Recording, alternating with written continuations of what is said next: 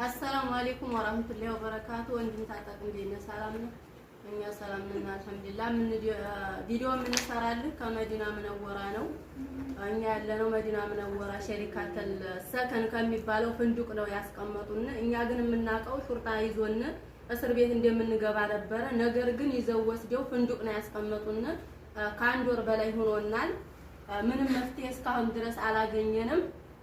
ግማሾቹንም ወደ ኃይል ወስደዋቸዋል፣ ግማሾቹንም ወደ ጅዳ ወስደዋቸዋል። አሁን ከ50 በላይ ያለነው መዲና ነው ያለነው።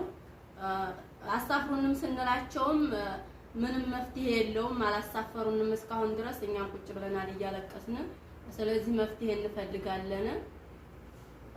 ሲቀጥል ደግሞ ትናንትና ሙዲሩ መጥቶ አናግሮን ነበረ። በእኛ ሸሪካ ተጠልባችሁ ትሰራላችሁ፣ ካልተጠለባችሁ ደግሞ ቆንስላው እስከዛሬ እየበላችሁበት በቀን የአንድ ሰው 172 ብር ነው። ያንን እስከዛሬ የተቀመጣችሁበትን ሂሳብ ከፍሎ ፈርሞ ነው እንጂ የምትሳፈሩት፣ እንደዛ ካልተደረገ መሳፈር አትችሉም ብለውናል። እርጉዝም አሉ፣ ኩላሊት በሽተኞችም አሉ፣ ብዙ የሚሰቃዩ አሉ በሽተኞቹ ከጤነኞቹ የበለጠ። ስለዚህ መፍትሄ እንፈልጋለን። መፍትሄ ፈልጉልን፣ እናንተም አስተላልፉልን።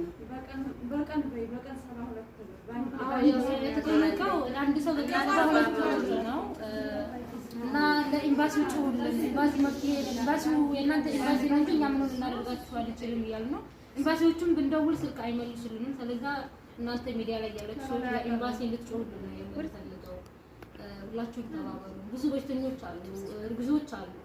እኛ ጤነኞቹ ችግር የለውም፣ ግን በጣም የሚሰቃዩ ሰዎች አሉና እንድንሳፈር የቻላችሁትን ያክል ተባበሩ።